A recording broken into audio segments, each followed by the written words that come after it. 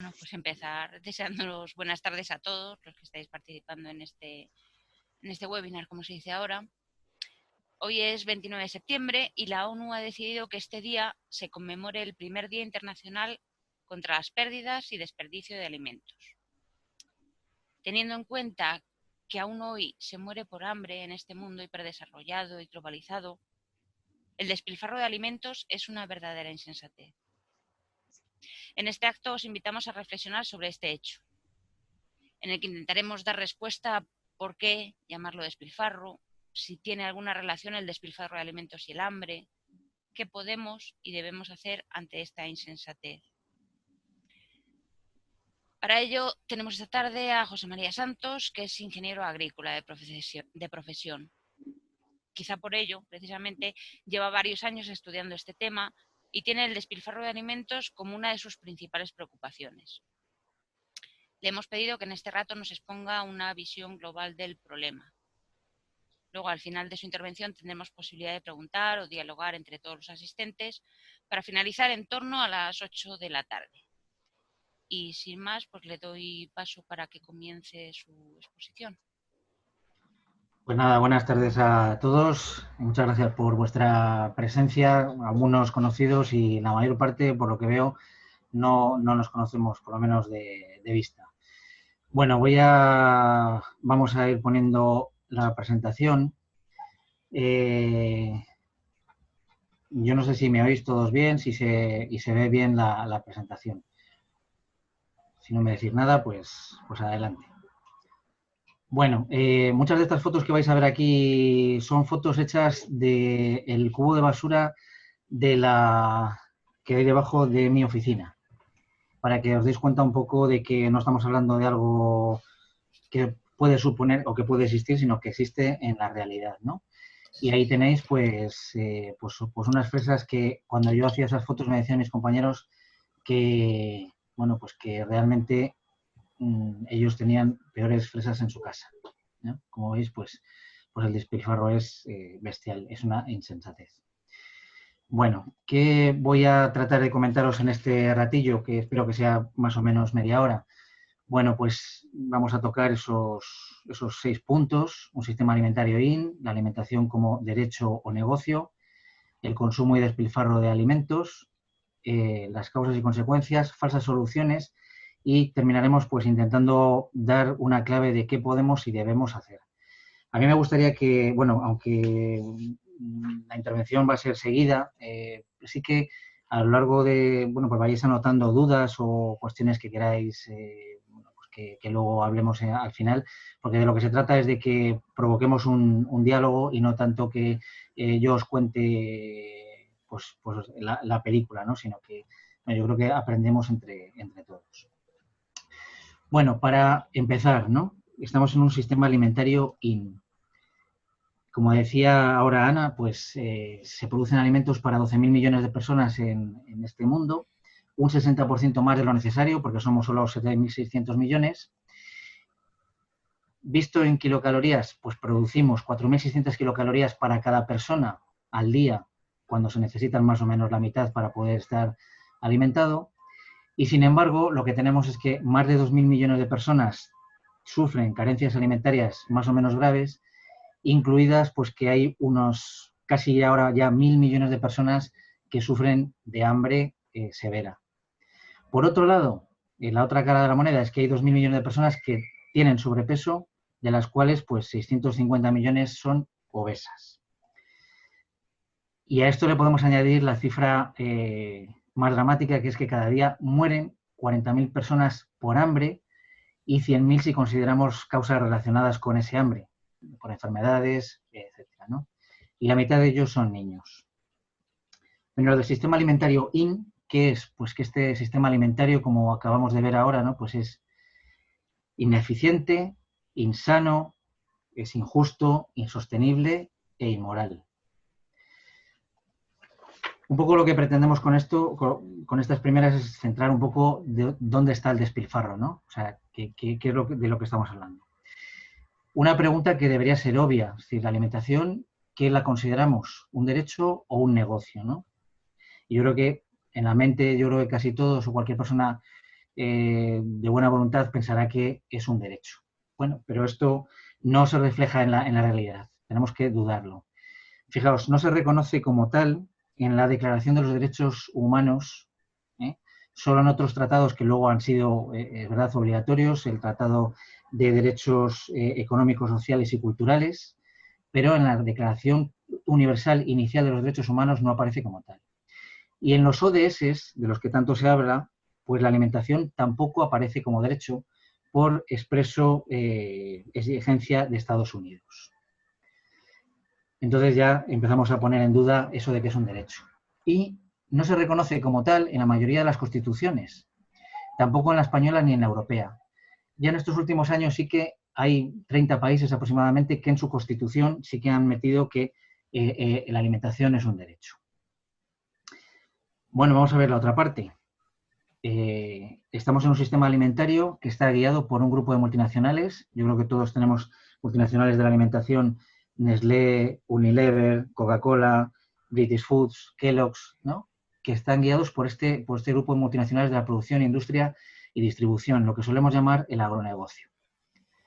Eso es lo que tenemos en mente, pero fijaos un poquito lo que os pongo en este cuadro de aquí arriba. Estos son un cuadro de los principales fondos de inversión que hay en el mundo. Dinero que recogen pues, de los bancos, de los fondos de pensiones, de la gente que pues tenemos el dinero de forma con la máxima inocencia, intentando sacar pues, un beneficio, ¿no? de ese dinero que tenemos ahorrado. Bueno, pues ese dinero va a parar a estos grandes fondos de inversión y en el que, por ejemplo, el primero, que es BlackRock, que yo creo que le conocéis, son 6.300 millones de dólares lo que tiene de activos. ¿En qué invierten esta gente? Bueno, pues fijaos, estos son los 6 grupos y estas son unas de las principales firmas en los fitosanitarios para producir alimentos. Bueno, fijaos, solo estas 6 en Monsanto tienen el 24%. Y sabéis que Monsanto y Bayer se fusionaron hace un par de años, con lo cual esto habría que sumarlo. Es decir, que por detrás de la alimentación ya ni siquiera están esas grandes multinacionales de la producción y industria, sino que están los grandes fondos de inversión. ¿Y qué supone eso? Pues que fijaos, que su objetivo no es el alimento ni las personas, a ellos les da igual, a ellos les da, lo que necesitan es la mayor rentabilidad, el beneficio. Y eso supone algo que es muy grave y es que los alimentos se convierten en simples mercancías con las que se puede especular y las personas en simples consumidores. Bueno, pues centrándonos un poquito entrando ya en el tema del despilfarro de alimentos. Os lanzo otra pregunta. Se habla muchas veces de pérdidas, otras veces de desperdicio y también de despilfarro. ¿Cómo tenemos que plantear esto? Fijaos, vamos a poner un ejemplo de que nosotros fuéramos a la compra con el carro de la compra con un agujero y que comprásemos unas berenjenas, ¿no? Bueno, pues si por el camino se va cayendo parte de esas berenjenas y nos damos cuenta, bueno, pues eso es una pérdida y que evidentemente lo que trataremos es de resolverla en el menor tiempo posible para que eso no vuelva a suceder. Yo creo que eso lo tenemos muy claro, ¿no? El desperdicio, pues es que, siguiendo un poco con el ejemplo de la berenjena, es que cuando nosotros llegamos a casa normalmente pelamos la berenjena y tiramos la piel y decimos, ¿qué desperdicio tiene esto? ¿No? Porque realmente no se está aprovechando todo lo que yo he comprado, el peso que yo he comprado. Y sin embargo, hay formas de aprovechar esa berenjena, en forma de croquetas o en forma de que se puede consumir perfectamente junto con el resto de la carne. Pero yo creo que debemos llamarlo despilfarro, ¿no? ¿Por qué? Pues porque tanto las pérdidas como el desperdicio en la mayor parte de los casos son evitables, son evaluables, son previsibles. Y si ocurre eso es por simple dejadez y porque no queremos. Entonces hay una intencionalidad, ya sea por acción o por omisión, hay una intencionalidad en lo que está sucediendo. Si nosotros no tapamos ese hueco, ese agujero en el carro, o si seguimos desperdiciando algo que se puede comer, pues podemos hablar de despilfarro. Y es que el lenguaje no es neutro, es decir, que cuando hablamos de pérdida hablamos de una cosa muy distinta a cuando hablamos con una palabra que se llama despilfarro. Bueno, por dar dos datos, tampoco quiero abrasaros con datos, ¿no? Fijaos, 1/3 de las materias primas producidas en el mundo no llegan al plato. 1/3 de las materias primas. Si hablamos de alimentos ya listos para consumir, son un 20%. 1 de cada 5 alimentos listos para consumir tampoco llegarán a consumirse. ¿Y eso qué supone? Pues que en España, por ejemplo, son 8 millones de toneladas al año. 8.000 millones de kilos al año. Eso es una barbaridad, ¿eh? O sea, lo pensemos como lo pensemos. Eso supone 38 kilos por segundo. Si nos vamos al dato de la Unión Europea, en vez de 8 millones estamos casi en 90. Y si hablamos a nivel mundial, pues son 1.300 millones de toneladas las que se desperdician. Bueno, con los datos ahí podemos encontrar datos dispares con esto, da igual, es decir, los datos lo que reflejan al final es una auténtica barbaridad, ¿no? Independientemente de que sumemos o quitemos 1 millón de toneladas arriba abajo, me daría igual que fueran 7 que 9, es una barbaridad, ¿no? Y os invito un poco a pensar en cuáles son esas pequeñas cosas que hacemos todos que, bueno, pues que provocan este problema, ¿no? Que le demos una vuelta, que pensemos en las cosas que hacemos, porque este desperdicio, este despilfarro, no se produce de forma grandilocuente, sino que se forma a partir de pequeñas cosas, ¿no? Y está un poco por la frase esa de Galeano que dice mucha gente pequeña en lugares pequeños, haciendo cosas pequeñas. Bueno, pues podemos destrozar el mundo también con esas cosas pequeñas, ¿no? Bien, ¿qué formas, así por entrar rápidamente en formas de despilfarro? Bueno, pues en todos los procesos de producción, de transporte, de transformación, de distribución, en el consumidor, un poco lo que pretende dar un poco la imagen es esa gráfica, ¿no? Tampoco es que la gráfica sea exacta con respecto a los porcentajes, pero sí que nos hace ver que en cada proceso que tenemos desde el campo hasta que llega a la mesa, pues que va habiendo pérdidas continuadas. Cuanto más transformado sea el producto, más pérdidas vamos a ir teniendo, más despilfarro vamos a ir teniendo en esa cadena de alimentación. En porcentajes, pues lo que viene a decir los últimos datos es que bueno, pues en las fases de producción y transformación sería el 39% aproximadamente, cosa que en producción no se puede medir y esta mañana teníamos un enlace con una, bueno, pues con una sesión de este estilo parecida y se dice que el tema de la producción está fuera, es decir, que no se computa ni siquiera lo que se pierde directamente en el campo por otros motivos que luego si queréis entramos, ¿no? En la restauración, pues el 14%, y ahí están los comedores escolares, están los colegios, están los hospitales, es decir, todo lo que es restauración colectiva también. La distribución, dicen que solo es el 5%, lo cual, bueno, pues para mí es algo un poco increíble, ¿no? Cuando vemos realmente todo lo que ellos tiran. Y en el consumidor se dice que es el 42%. Esto es un elemento interesante y es que en muchos de los casos se plantea que es el consumidor el culpable, el responsable de todo o la gran parte de este problema. ¿Qué es lo que pasa con eso? Que si tú acusas al consumidor, el consumidor es el último, es el más disperso. Industrias puede haber 6.000 en España, pero consumidores hay 48 millones. Entonces, la responsabilidad es mucho más dispersa y es mucho más difícil de resolver el problema. Bueno, vamos a ver también formas de despilfarro indirecto, que también es otra forma de verlo, ¿no? Pues tenemos un consumo en exceso, ¿eh? O sea, el hecho de consumir más de la cuenta, de comer más de la cuenta, esos 4.600 kilocalorías que se consumen de más, bueno, pues eso es consumo en exceso. El cebo de animales, el excesivo cebo de animales, evidentemente hay que darles de comer, pero el 60% de los cereales y oleaginosos que se producen en el mundo van a parar a alimentar a nuestros animales para luego darnos una proteína que podríamos recibir en muchos casos directamente de los cultivos y evitar así, bueno, pues esa ineficiencia. Una kilocaloría es una kilocaloría, la comas como la comas, y sin embargo, si la comes a través de, digamos, en carne, pues has tenido que invertir en función del tipo de animal, pero en un pollo 6 veces más de energía que la que tú recibes en alimentar ese pollo. Entonces es ineficiente. Y luego los usos no alimentarios. Y, evidentemente, por ejemplo, el tema de utilizar recursos que deberían ir a la agricultura o recursos como maíz o como cereales que se dedican, por ejemplo, a hacer biocarburantes, ¿no? Para alimentar el depósito de nuestro coche. Y ahí, por ejemplo, veis a la izquierda un detalle, es lo del pan de molde, ¿no? Que es un ejemplo interesante. Si vosotros veis que en una hogaza de pan de molde se tira, que no tenga la corteza, quitamos, hay 20 remanadas, quitamos la primera y la última, ya son 2, ya tenemos un 10% de pérdidas, de desperdicio, de despilfarro. ¿eh? Y si le vamos quitando luego todos los bordes, tenemos no un 20, sino posiblemente más despilfarro. Claro, cuando uno lo compra en el supermercado dice, bueno, yo ya lo compro así, yo ya no contribuyo a ese despilfarro. No, no. Es que en un sitio se produce la causa y en otro sitio, digamos, aparece eso en el cubo de basura, ese despilfarro que hemos convertido.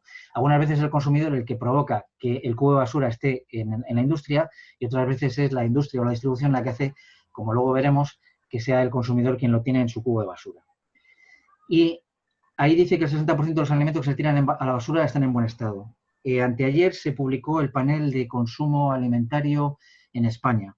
Bueno, de lo que se dice que se tira en los hogares, que son 1.360 millones de kilos, 1.100, 4/5 partes, se tira sin haberse cocinado ni haberse utilizado. Directamente tal cual venían envasados o sin haberse tocado ni troceado, nada. O sea, tal cual vinieron de la compra, se tiran. Y solo 1/5 parte se cocinaron. Bueno, para que nos hagamos una idea de que esas pequeñas cosas son las que van abultando a todo el despilfarro. Bueno, entramos en una segunda parte, que sería ver un poco las causas y consecuencias del despilfarro, ¿no? Empezando por las causas. La primera sería el desconocimiento de la realidad y de las consecuencias de la gravedad del problema. No lo creemos, o sea, hay mucha gente a la que, bueno, ¿cómo vamos a tirar tanta comida? Bueno, pues yo os voy dando datos a lo largo de la presentación para que veamos que es cierto que si vamos sumando lo que hacemos en casa, lo que hacemos en el bar, lo que hacemos en el restaurante, lo que hacen nuestros hijos en los comedores escolares, lo que se hacen en los hospitales, lo que se provoca en la industria, bueno, pues que vamos sumando y al final esas cifras son reales, ¿no? Y luego que tenemos mucho desinterés. Y hay gente que dice incluso, ¿y qué? Yo lo pago, pues yo puedo despilfarrar lo que me dé la gana. Bueno, fijaos un poco la estadística esta que aparece aquí, en el que se dice la cantidad que se tira en el hogar y que no se tira nada, el 15% de los hogares dice que no se tira nada, o un 45% que se tira poco. Es decir, más de la mitad, un 60% del total, dice que prácticamente esto es inexistente. Que se tira algo, un 25%. Y solo unos pocos dicen un 16% que se tira bastante o mucho. Bueno, en el panel este que os decía que ha salido esta semana, decían que el 80% de los hogares reconoce que tira y el otro 20% dice que no tira. Mentira, tiramos todos, incluyendo los que creemos estar más concienciados, tiramos más o menos, pero tiramos. Con lo cual, bueno, pues nos falta un poco concienciación, ¿no? Y a la derecha veis el por qué se desperdicia. Descuidos, pereza. Recordáis un poco lo que empezaba comentando, ¿no? De que las pérdidas por descuidos, por pereza, es decir, podemos tirar comida a la basura simplemente por descuidos o por pereza. Pues es que es un poco grave, ¿no? En el 70% de los casos decían que era eso, en ese caso. En un 25% de los casos decían que había que la comida valía poco. Que bueno, pues mira, si me tiro un yogur, pues ¿qué pasa? Pues no pasa nada. Ya compraré otro. Bueno, pues si tiro medio filete, pues tampoco pasa nada. No pasa nada. Tenemos un sistema alimentario que nos dice que la comida vale poco y es verdad, luego lo veremos, ¿no? Y también por cálculos y falta de previsión. Bueno, pues es algo que también se puede resolver. Como veis, los 3 principales datos que se encuesta a la gente son datos perfectamente previsibles, prevenibles, evitables. Bien, Otro elemento, ¿no? El excesivo procesamiento. Ya lo comentaba un poco al principio, ¿no? Cuando decía que el transporte, la excesiva transformación que tenemos en nuestros productos cada vez mayor, pues eso es así. Eso genera más despilfarro. Y un elemento importante son los alimentos kilométricos. Los alimentos que nos vienen pues del cono sur o de Australia o de la otra punta del mundo, o que se producen en el cono sur, van a China para ser procesados y luego vienen aquí. Y han recorrido en total pues a lo mejor 8, 10.000, 12.000 kilómetros de recorrido. ¿Qué supone eso? Pues que para que aguanten ese recorrido tienes que producir de más. Porque claro, sabes que en el traqueteo del viaje, cambios de temperatura y tal, va a haber pérdidas. Tienes que producir de más para que llegue al consumidor la cantidad que te ha pedido. Entonces, se pierden de esa forma. Y si no se pierden de esa forma, como lo que llega es más cantidad de la que has pedido, porque, por si acaso, pues se va a despilfarrar porque no hay, porque hay más producto del que el consumidor necesita. Con lo cual, bueno, pues es otra forma de causa de despilfarro, ¿no? Luego la mercantilización de los alimentos. Lo que decía al principio, los alimentos han dejado de ser un bien, un derecho, y han pasado a ser, bueno, pues algo que pueda estar sujeto a contratos de compra-venta. Y entonces, pues bueno, pues una distribuidora puede perfectamente romper un contrato con el agricultor o con el proveedor, diciendo, bueno, yo rompo el contrato porque no me interesa, porque ahora ha cambiado el mercado esta semana y te rompo el contrato, y eso supone pues que el alimento se despilfarra del todo, ¿no? Bueno, eso es una mercantilización, es convertir los alimentos simplemente en mercancías. O que valoremos los alimentos por criterios estéticos, incluso de forma legal, y que si una zanahoria tiene, en vez de ser solo con una forma como la que tenemos en mente, si tiene una ramificación, ya no vale, ¿no? Y eso se tira por ley. O sea, decir, que es que incluso estamos amparados por la ley, ¿no? La fecha de caducidad, ofertas 2x1, tal. Tenemos el tema de los precios bajos. Eso es un factor de despilfarro, lo veíamos hace un momento. La gente dice que desperdicia porque, bueno, no cuesta mucho dinero, ¿no? Aquí en el mundo occidental, más o menos lo que es la cesta de la compra viene a suponer un 16% de la renta familiar. En lo más importante solo dedicamos un 16%. Entonces es normal que tengamos depreciado y despreciado el alimento. Y eso también supone especulación, es decir, cuando los alimentos se han convertido en mercancías, pues la especulación en las bolsas de Chicago o el Matif de París, pues se puede especular perfectamente con los cereales o con las oleaginosas o con cualquiera de los alimentos. Luego, evidentemente, el modo de consumo, el estilo de vida, ¿no? Cada vez con hogares más unipersonales, en el que cada vez hay menos tiempo para cocinar, cada vez más hiperprocesados. Bueno, pues eso también, como hemos visto, pues genera este problema. Y una de las causas del despilfarro es no tocar las causas, aunque sea un oxímoron, ¿no? O sea, es que si no atacamos las causas, estaremos siempre combatiendo solo las consecuencias. ¿Cuáles son estas consecuencias? Así brevemente. La pérdida de recursos.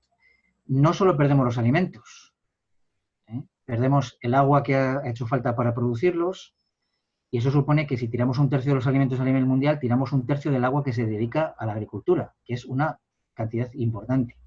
Pero tiramos un tercio del suelo que se ha dedicado a esos cultivos. Tierras, fertilizantes, energía, mano de obra, trabajo, dinero, en fin, la pérdida de recursos que podríamos ampliar, ¿no?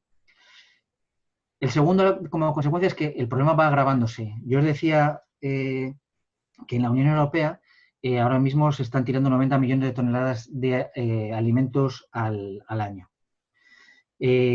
Según ese mismo estudio, la tendencia es a que en 2025 no sean 90, sino 120 millones de toneladas. Es decir, que vamos a más. Y, por ejemplo, en el tema de los gases de efecto invernadero, si viésemos los gases que produce el despilfarro, la comida despilfarrada, sería un tercer país después solo de China y de Estados Unidos. Y el tercero es que más hambre y más obesidad. Un poco resumiendo lo que hemos visto hasta ahora, ¿no? Esta gráfica que a mí me gusta mucho porque da una visión global del problema y de que vemos que las causas y las consecuencias están encadenadas. Cuando convertimos los alimentos en mercancías, esta gráfica la hizo Manos Unidas y a mí me parece fundamental porque nos da una idea de cómo está todo entrelazado, ¿no? La alimentación como negocio global, decíamos al principio, los fondos de inversión, está orientada a nuestro mercado y ese de nuestro mercado, por ejemplo, se dedica a producir agrocombustibles y esos agrocombustibles generan que haya menos tierras para cultivos locales, sobre todo en otras zonas del mundo, en las que encima ya hay hambre. Eso nos lleva a menos alimentos disponibles y eso al hambre. Si volvemos un poco al principio, la producción orientada a nuestro mercado, tenemos un alto consumo de carne y leche, excesivo para nuestra salud además. Eso supone que utilizamos gran parte de nuestros cereales y oleaginosas para alimentar el ganado. Eso hace que haya menos tierras para cultivos locales y ahí, por ejemplo, está el caso de la soja. Gran parte del cono sur, Brasil, Argentina, Uruguay, Paraguay, se dedican al cultivo de la soja, incluso deforestando el Amazonas. Hay menos, ¿para qué? Pues para alimentar, para producir soja, para luego alimentar a nuestro ganado. Pero eso está quitando, primero, tierras forestadas y segundo, tierras de cultivos locales. Menos alimentos disponibles y hambre. Si lo vemos por otro lado, nuestra producción, tierras invertidas en cultivos para la exportación, para nuestros consumos indirectos.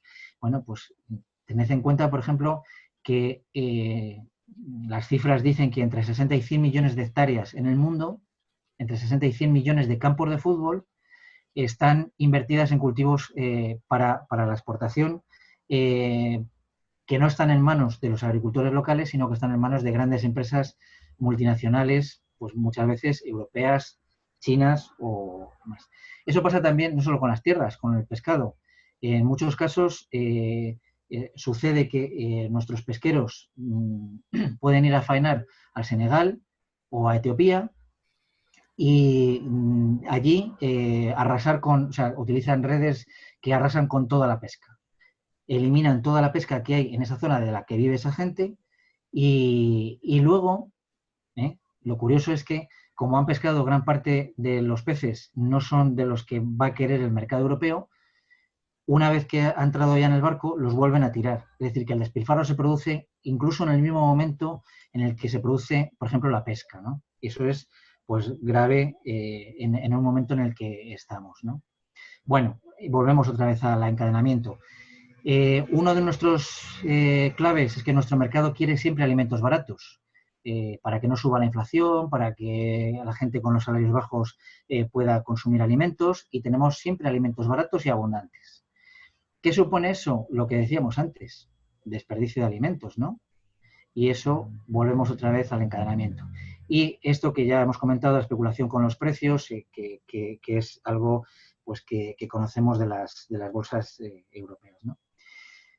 En fin, podríamos añadir dos cositas a este gráfico. La economía low cost, una economía en la que nos han convertido de que tenemos que ir a comprar y que el alimento tiene que ser barato. No tenemos que pagar justo, tenemos que pagar barato el alimento. Y que eso supone que haya una pérdida de soberanía alimentaria en el otro lado de la cadena. Y cuando no hay soberanía alimentaria, cuando un país no puede decidir lo que quiere comer, cómo quiere producirlo, qué es lo que necesita, pues no tiene soberanía política, porque dependerá de los otros. Eso ahora lo hemos entendido los soberbios europeos cuando nos ha pasado lo de las mascarillas. No teníamos soberanía en la industria y hemos tenido que estar dependiendo de lo que nos mandasen por ahí. Pues a muchos países les pasa con la soberanía alimentaria todos los días. Y podríamos resumir que esta economía es una economía violenta. Bueno, esto como resumen de esta primera parte. Vamos a entrar en las falsas soluciones. Acabamos de ver que el problema es un problema de encadenamiento, un problema de muchos factores que van a dar siempre al mismo punto, ¿no? Y sin embargo las soluciones, que las hay, que las está intentando aportar las industrias, la distribución, bueno, pues las hay, ¿no? Pero son parciales. Y entonces eso nos hace fragmentar la realidad y son cosas muy deslavazadas que dependen un poco de la voluntad de la gente, muy asistencialistas, de muy buena voluntad, y no de una forma global. ¿Y qué es lo que pasa cuando hacemos eso así? Pues que imaginaos que presionamos a la distribución para decir, oye, usted tiene que disminuir su despilfarro. Y entonces lo que hacen es decir, vale, yo voy a eliminar mi despilfarro. Por un lado, la distribución va a decir, yo no voy a tirar las judías verdes que me han sobrado hoy. Esas se las voy a devolver y voy a firmar un contrato con el productor en el que él se tiene que llevar las judías verdes que yo no he vendido. ¿Quién produce el despilfarro? Uno. ¿Quién se lleva al cubo de basura el despilfarro? Otro. Y puede hacerlo hacia el otro lado. Bueno, yo pongo ofertas de 3x2 y esas cosas, y entonces el despilfarro se va a producir en casa del consumidor. Entonces las soluciones tienen que ser de otra forma, no inconexas. Otra cosa que os comentaba antes, ¿no? En resolver siempre se pone el foco en el consumidor, donde es más difícil medir y evitar. El tecnoutopismo, ¿no? ¿Esto qué es? ¿Esta palabra qué es? Bueno, pues que muchas veces hemos pensado que el problema de que haya gente que pase hambre es que hay poca producción. Y ya hemos visto que ese no es el problema que tenemos. Que hay un problema de que se tira 1/3 de lo que se produce. Entonces estamos hablando de que no es un tema de producción y no es un tema, por ejemplo, de envasado. No, es que con el envasado vamos a conseguir que se consiga pues que no se estropee, que no haya despilfarro. Pues desgraciadamente lo que produce es un problema de plásticos y muchas veces cuando nosotros vemos una bandeja de manzanas en un supermercado y una de ellas se ha puesto mala, no se coge esa bandeja, se retira la manzana estropeada y se vuelve a envasar, sino que se tiran todas, porque es más barato para ese supermercado poner 6 manzanas nuevas que reenvasar, cuesta más dinero, porque vale muy poco dinero. Al final la solución tiene que estar en que si nosotros se nos está yendo, si queremos llenar una bañera, vamos a suponer ese ejemplo, ¿no? Si queremos llenar una bañera, lo primero que tenemos que hacer es poner el tapón, no seguir echando agua y agua y agua, ¿no? Ese es un poco el ejemplo, ¿no?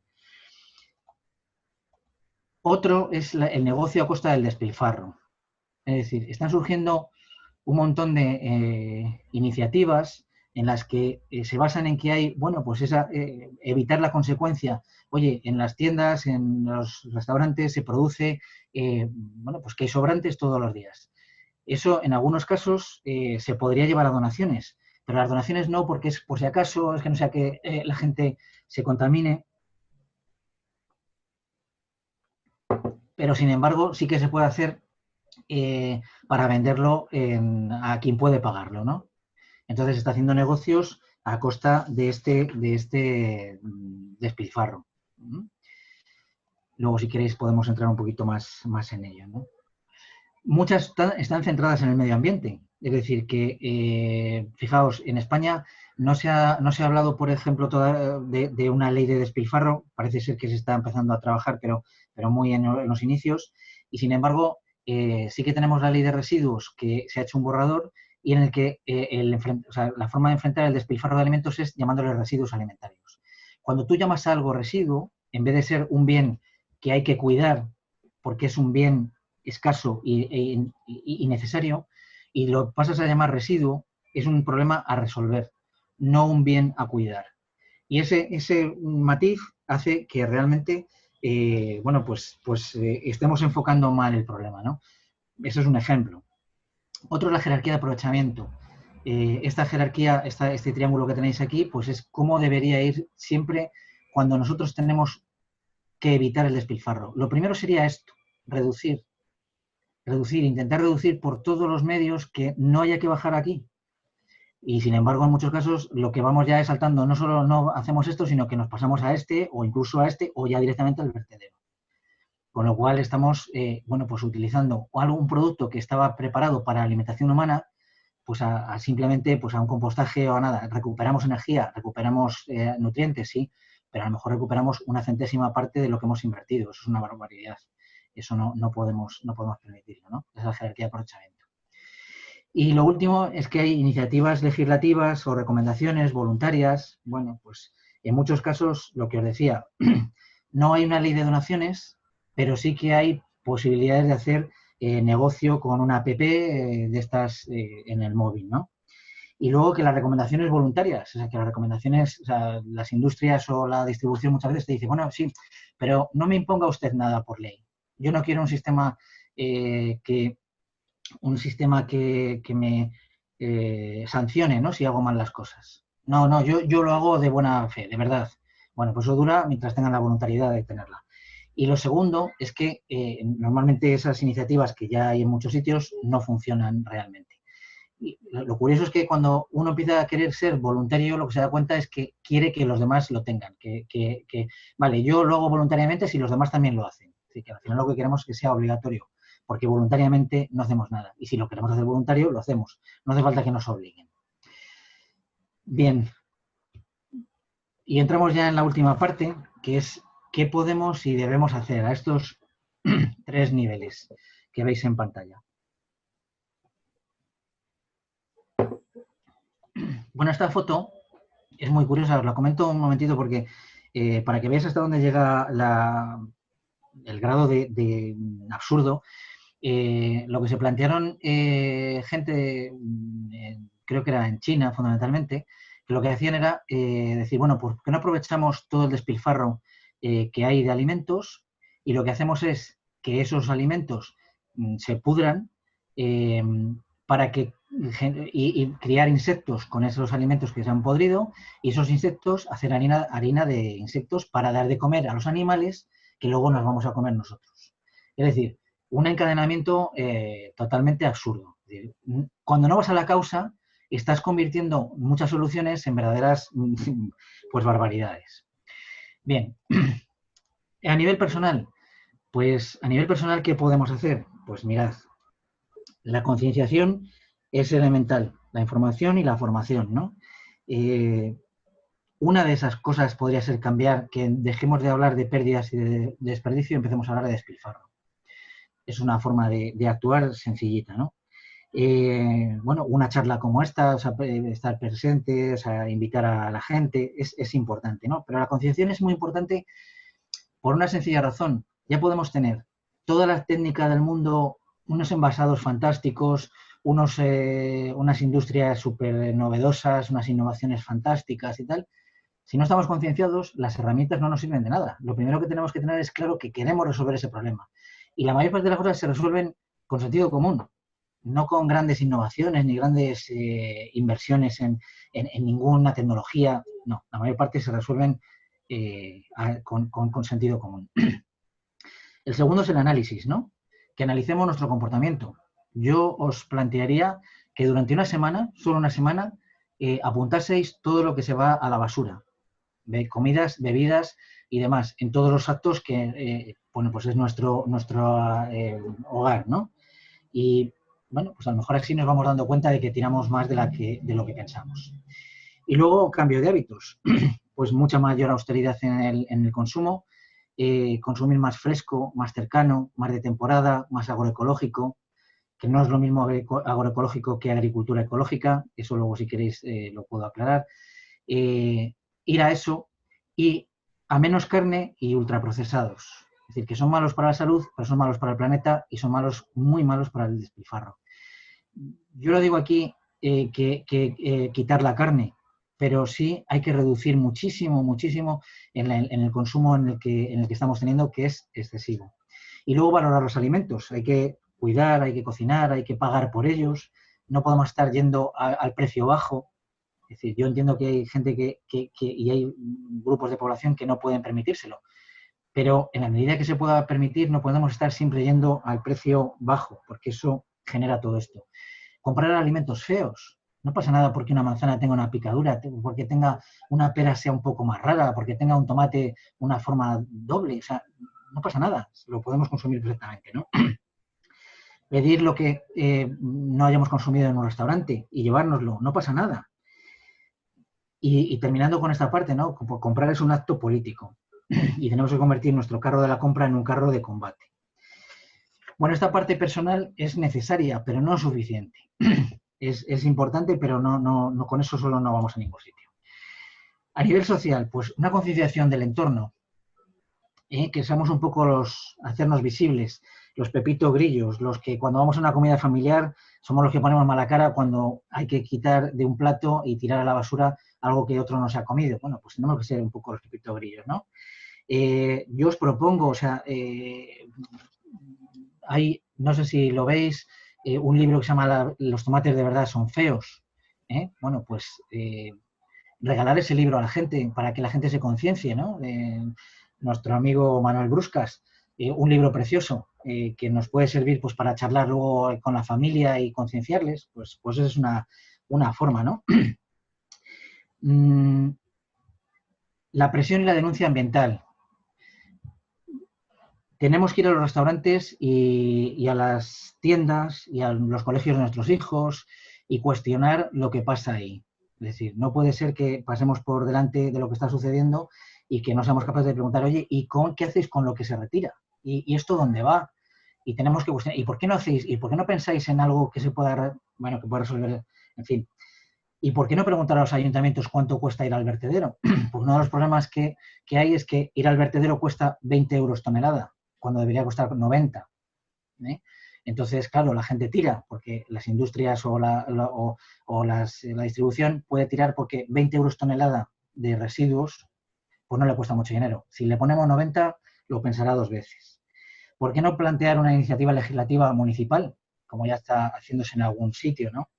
O, por ejemplo, este mismo libro, bueno, pues un folletito pequeño para incorporar a las cestas de consumo que están haciendo amigos en Canarias con este tema, ¿no? Para concienciar a la gente y cuando llevan productos ecológicos son capaces de concienciar, ¿no? De aprovechar eso.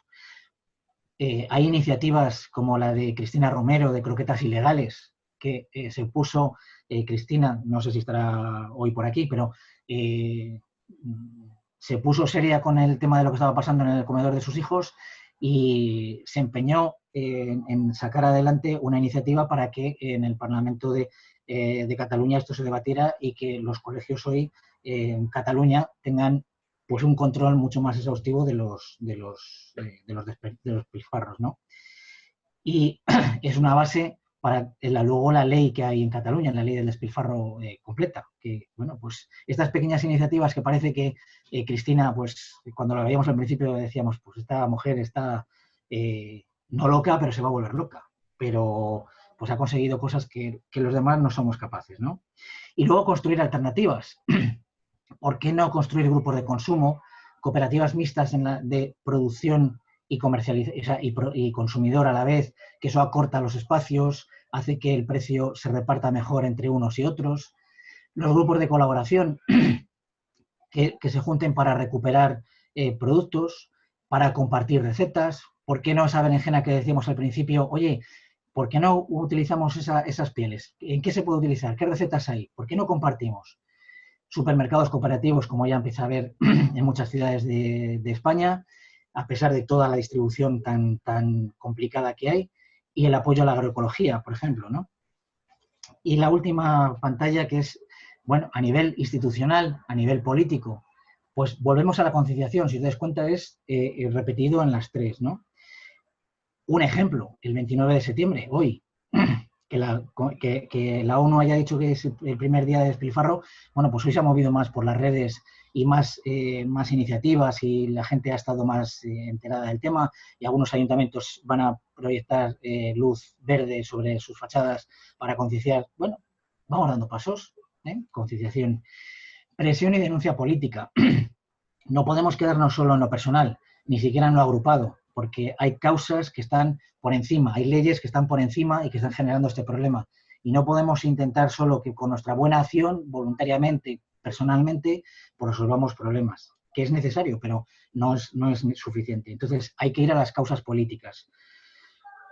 Exigir una legislación, por un lado, reconociendo el derecho a la alimentación, y hay un organismo, una organización que está trabajando desde hace 4 o 5 años, si no me confundo, y creo que hay alguna de las personas que he visto antes en la pantalla, que es del Observatorio del Derecho a la Alimentación en España, que está intentando concienciar sobre esto para que nuestra Constitución recoja que la alimentación es un derecho.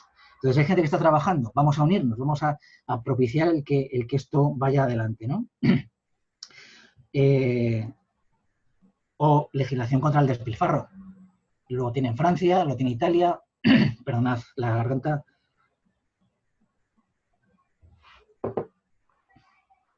Lo tiene Francia, lo tiene Italia, pero en Cataluña han hecho una ley que para mí es espectacular. Esta mañana he tenido oportunidad de conversar con Raúl Moreno, que es el ponente del PSC en el Parlamento de Cataluña, y hay que reconocer que es una ley, yo creo que la más avanzada que hay en Europa. Seguramente tendrá alguna pega, pero desde luego es una pasada cómo lo bien que está planteada, ¿no? Se puede hacer. Incluso con un sistema sancionador, es decir, que el que incumple o el que tira más de lo que debe, tiene penalización. Y luego una legislación general por el cambio del sistema alimentario, ¿no? La agroecología, la soberanía alimentaria, los derechos de los campesinos, cosa que, por ejemplo, nuestro país no ha ratificado y es uno de los pocos países que no lo ha hecho. Las políticas agrarias tienen que ir por ahí también, la PAC en Europa, las políticas sanitarias, la compra pública responsable que fomente todo este tipo de productos, ¿no? Y nada más, si estáis ahí todavía, como yo no os he oído, pues no sé si estáis. Entonces, bueno, simplemente daros las gracias y ahora abrimos un espacio de diálogo para dudas, para propuestas, para lo que queráis. Os ponemos aquí este correo electrónico que será, bueno, pues yo creo que aquí tenemos que trabajar juntos y tenemos que ser cada vez más. Entonces, yo os propongo que en ese correo pues, podáis enviar vuestras dudas, vuestras iniciativas, una iniciativa que hay en vuestra comunidad, no sé, informaciones, pedir información sobre este tema, no sé, propuestas que se quieran hacer, iniciativas que se quieran crear. Bueno, pues ahí tenéis un punto de conexión para empezar a trabajar en conjunto, ¿no? Hay mucha más gente que estamos trabajando en este tema y que yo creo que deberíamos empezar a plantearnos que tenemos que empezar a trabajar en plataforma o en red para poder conseguir pues, los objetivos que realmente el tema merece. Y nada más, muchas gracias. Bueno, pues por encauzar un poco, no sé si hay alguna cosa que queráis que aclare José, que no haya quedado muy clara, o compartir alguna de las experiencias o de las iniciativas que conozcáis.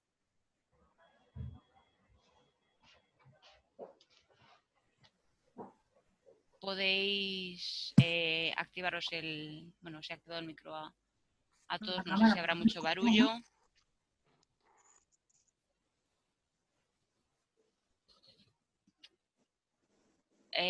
Pepe, si quieres decir algo, actívate el micro, que le tienes desactivado. ¿Qué? Sí, ¿Rodrigo? No. Había pedido la palabra en raíz a derechos, que no recuerdo tu nombre ahora. Maricruz. Maricruz. Ah, vale. Sí. Hola, bueno, no nos conocemos, o sea, parece que... Pero... No, nos hemos escrito mucho esta mañana, la última vez, pero... Sí, sí. Twitter, además.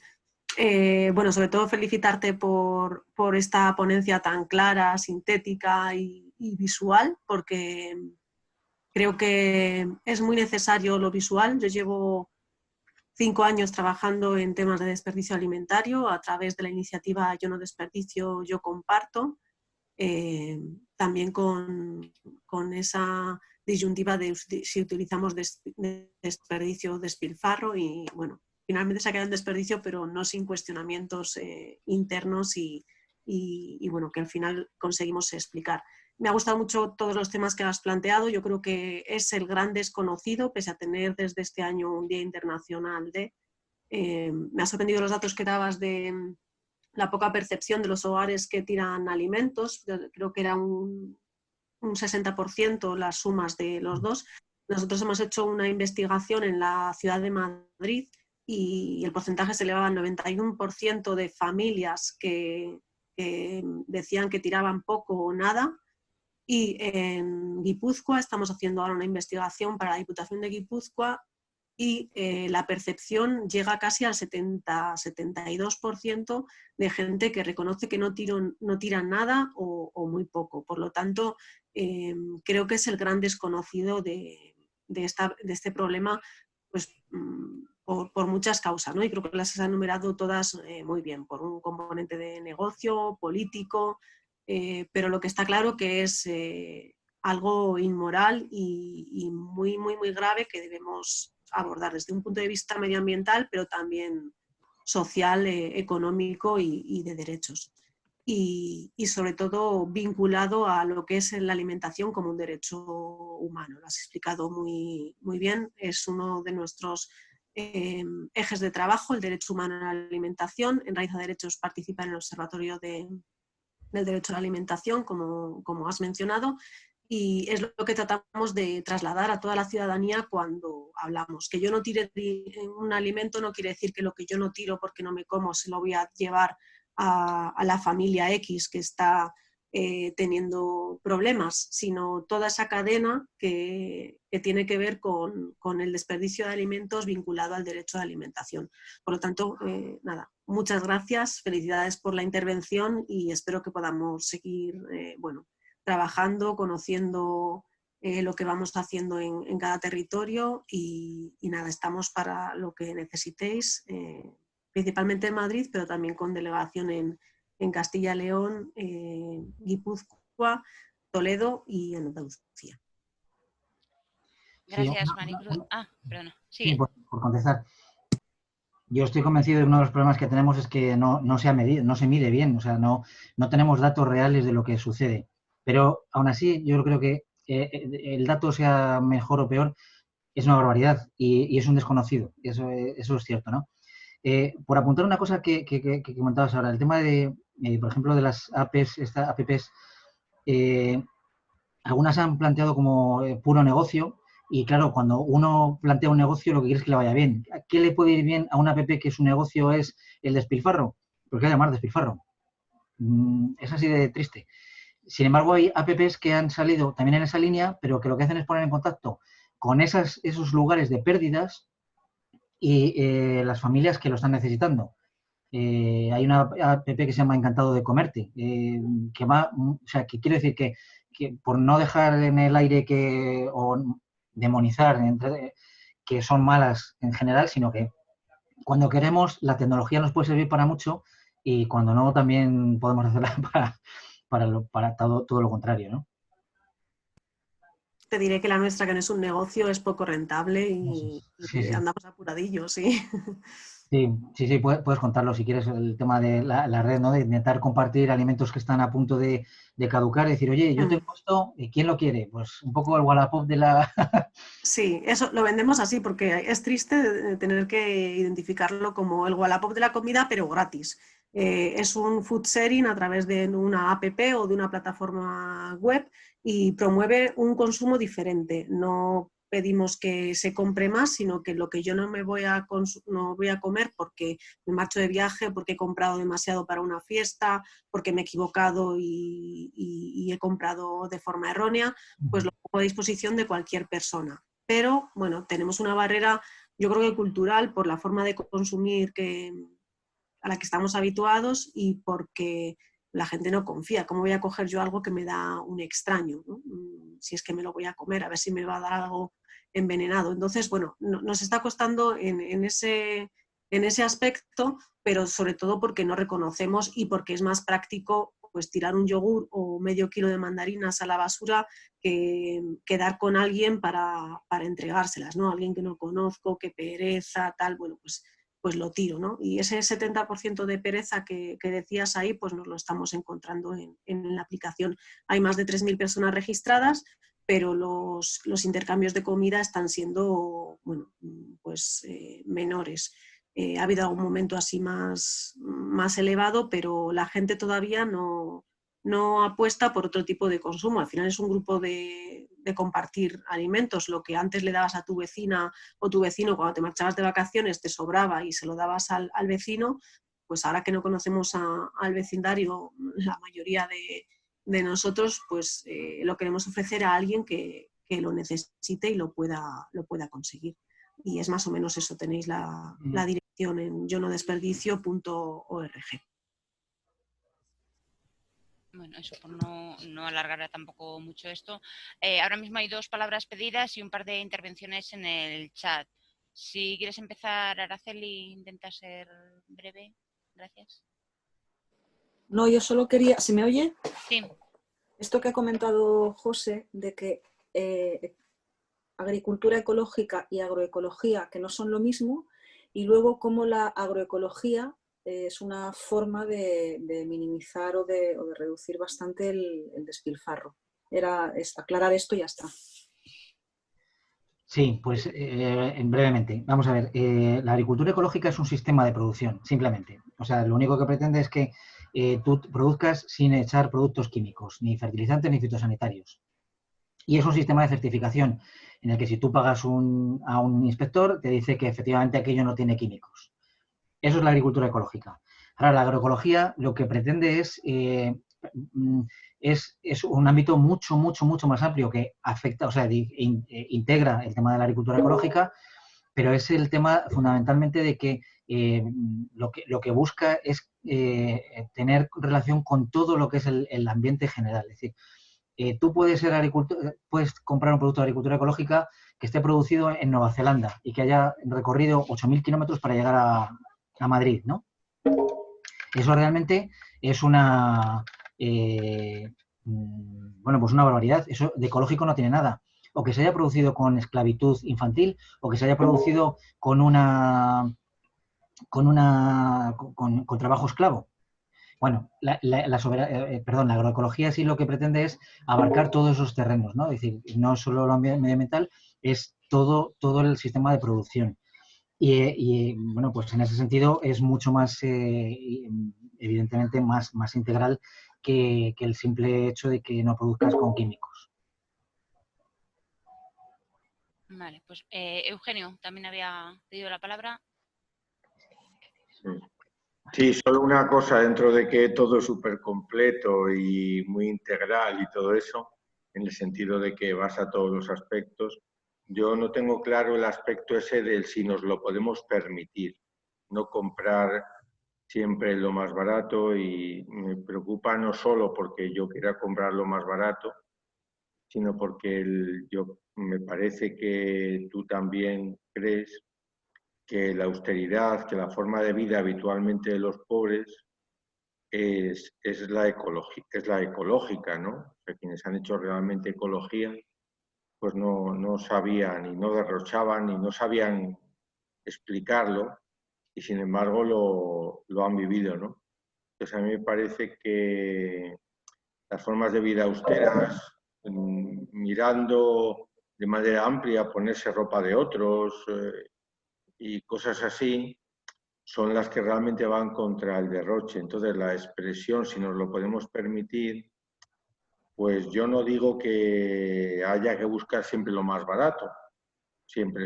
A veces uno mira otros componentes de tipo ético, ¿no? Lo mismo es muy barato una forma de viajar o alguna forma de comprar por internet, y no la compras aunque sea muy barato porque no te parece justa la forma que tiene de reparto, y a veces la compras también, ¿no?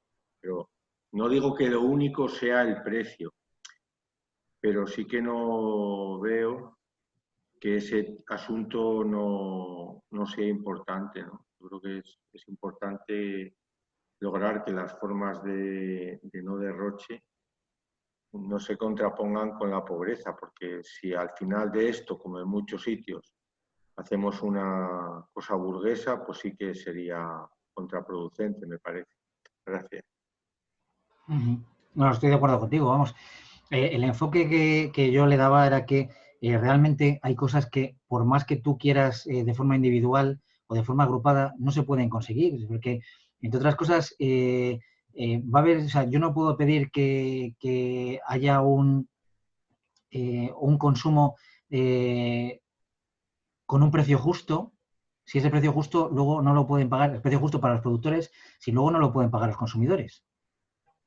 Entonces, ¿qué es lo que tenemos que hacer? Intentar de alguna forma que esas estructuras que provocan que hay un precio excesivamente distorsionado y que para unos es muy caro y para otros es muy barato, eso se resuelva, porque si no va a haber mucha gente que por más que quiera no puede contribuir a resolver el problema. O sea, aquí quiero decir que a lo que tenemos que ir son a las causas. Yo creo que eso es lo que quería decir. A lo mejor no se me ha entendido bien, ¿no? Luego en el chat comentaba Clara que no puede activar el micro y le gustaría saber qué opinas sobre la tendencia a no consumir carne, lo de vegetarianos y veganos, cuando es para no fomentar un sistema poco sostenible. ¿Tiene sentido comer soja si eso supone que su cultivo se comerá a otros? A eso no sé si está ligado y a lo mejor quiere decir algo David. Decía que actualmente la mayoría de la producción de soja se destina a alimentación de animales, un poco como afianzando esto, corroborando lo que decía Clara. Sí, sí. Sí, vamos, el 95 o 97% de la soja que se produce en el mundo es para alimentar al ganado. Lo que se come en forma de tofu o en forma de proteína para la alimentación humana es, yo creo que es ridículo en comparación. Entonces, realmente, ese es el problema, claro. Lo de no comer carne o no comer carne, eso entramos en una disputa que, bueno, pues seguramente no tendrá solución, ¿no? Lo que sí que está claro es que todo apunta a que se come más carne, más proteína animal de la que se debería consumir. Y eso es malo para el planeta porque se alimenta a base de soja y eso deforesta el Amazonas, o sea, directamente. Es decir, los incendios del Amazonas en gran parte vienen por nuestra comida de carne. Parece increíble, pero va relacionado desgraciadamente. Entonces, tenemos que intentar ir a otra alimentación que sea menos, o sea, hablaba al principio de que hay 2.000 millones de personas con problemas de obesidad. Estamos consumiendo más proteína y más calorías de las que debemos. Es que es malo para el planeta, y malo para el plato, malo para nosotros. No comer carne, bueno, eso ya depende de cada uno, de lo que cada uno decida, ¿no? Pero sí que está claro que hay una carne que es, por decirlo así, sostenible y hay una carne que es insostenible. Es decir, que este sistema nos puede arruinar, ¿no? Y ahí hay sustitutivos importantes. La soja no se puede consumir, no es fácil consumir o, bueno, en forma de tofu o cosas de esas, ¿no? Pero nosotros tenemos aquí unas proteínas vegetales en forma de legumbres que están despreciadas completamente en nuestra dieta mediterránea, desgraciadamente, y que eso es una cosa que deberíamos a consumir proteínas vegetales. Son tan buenas como las vegetales, como las animales. No tienen nada que perder y son muchísimo mejores para el planeta, muchísimo mejores para nuestra salud, infinitas. Entonces tenemos alternativas, que muchas veces consumimos carne porque pensamos que es que no hay otra forma de consumir. No, es que eso de decir que las lentejas era la carne de los pobres, eso es mentira. Es decir, las legumbres son un superalimento, yo creo. No sé si estaréis de acuerdo, pero vamos, yo solo defiendo donde sea.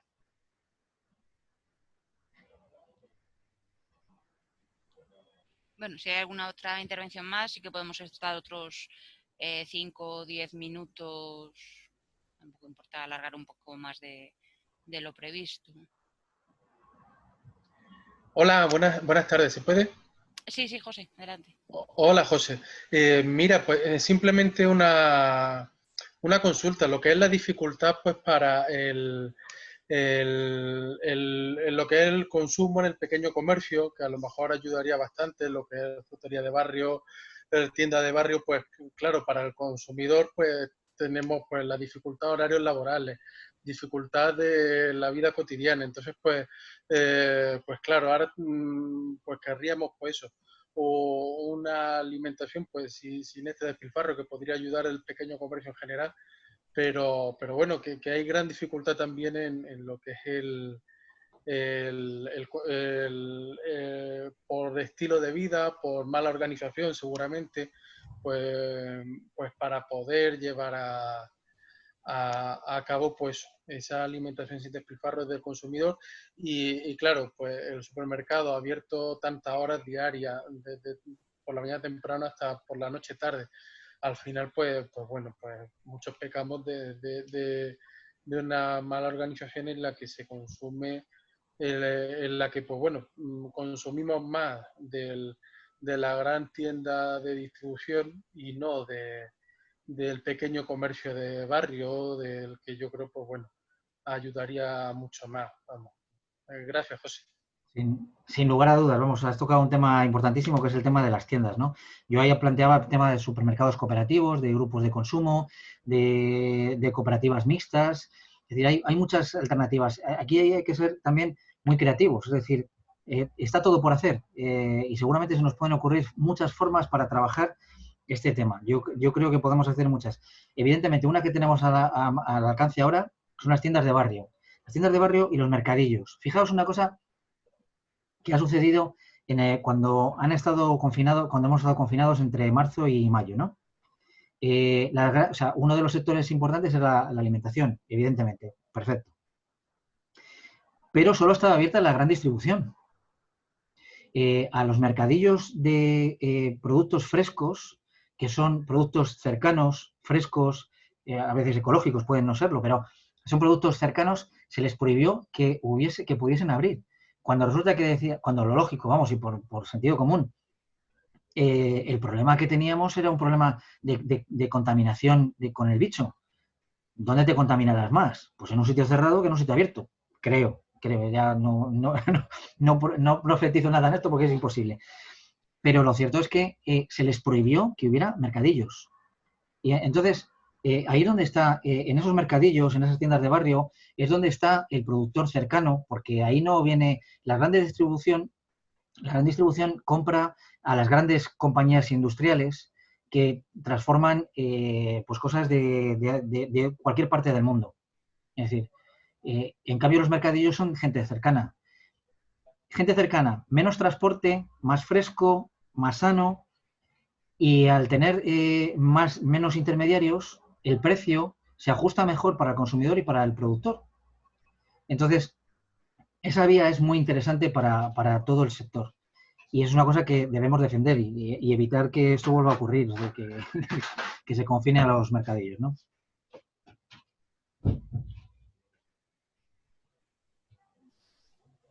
Bueno, no sé si no hay ninguna intervención más, pues... ¿Se me oye? Sí, sí. Bueno, yo, por un lado, dar las gracias a José, la verdad es que ha estado muy interesante, me ha gustado mucho así la visión integral, ¿no? De hacer la visión, el juicio, el actuar, también los falsos actuares, ¿no? Que nos ha planteado. Y bueno, yo quería invitaros, o por lo menos dejar, porque estamos preparando un curso, más que un curso, un encuentro, para hablar de estos actuares, ¿no? De las respuestas que se le da de las distintas respuestas que se dan a todo el tema de la ecología, ¿no? El curso, de hecho, se llama El Encuentro, Cuidemos la Casa Común hacia una ecología integral. Y bueno, son 2 días, 7 y 8 de noviembre, que nos queremos plantear a ver si se puede llevar a cabo sin que sea online. Que no lo tenemos fácil, ¿no? Por cómo evoluciona todo. Pero bueno, solo dejarlo ahí, que lo estamos organizando desde Encuentro y Solidaridad. Y eso es. Muchas gracias, José. Pues, Javi, yo creo que eso es como, bueno, que me parece fenomenal, vamos, que esas iniciativas son las que tiene que ir surgiendo y luego empezar a actuar en red. Yo recuerdo, voy a compartir de nuevo la pantalla si puedo, si no sé si puedo, que creo que no. Sí. Que anotaseis ese correo, pues para todas estas iniciativas como la que ahora planteaba Javi, me parece que se llamaba, bueno, pues que podamos ir tejiendo un una red de trabajo, de gente que estemos entusiasmados con este tema y que queramos trabajar el tema y compartir, oye, ¿por qué no esta idea? Y, oye, he visto este encuentro, en fin, pues que tengamos ese punto, si nos sirve, de punto de conexión, pues fenomenal. Y posiblemente, bueno, pues los que simplemente queráis dejar vuestro correo para futuros charlas que podamos dar, o encuentros, o avisos, o yo qué sé, pues cosas de estas que puedan ser útiles para todos. Si vosotros dejáis vuestro correo ahí, pues nos podemos poner en contacto con vosotros. Y yo creo que eso puede servirnos también de empezar a, bueno, pues hacer red, que es lo que hace falta, sociedad, para resolver este problema, ¿no?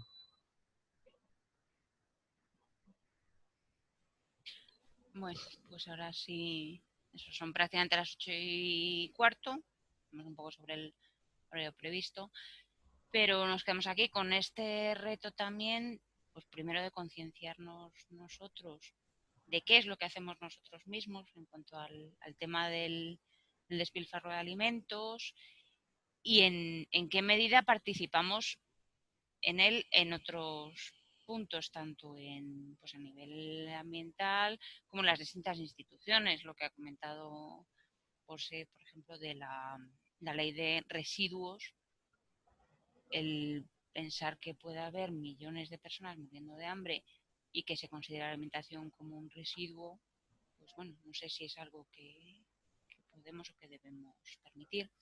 Es que muchas gracias, bueno, sobre todo a José por haberse preparado el tema y por estar siempre tan pendiente de él, y a todos los que habéis participado y a todos los que nos habéis acompañado. Así es que, bueno, pues hasta la próxima. El vídeo de la charla esta le subiremos al canal de YouTube del Partido Sain, o sea que ahí le tendréis también disponibles. Bueno, Muy muchas bien. gracias a todos. Pues muchas gracias a todos.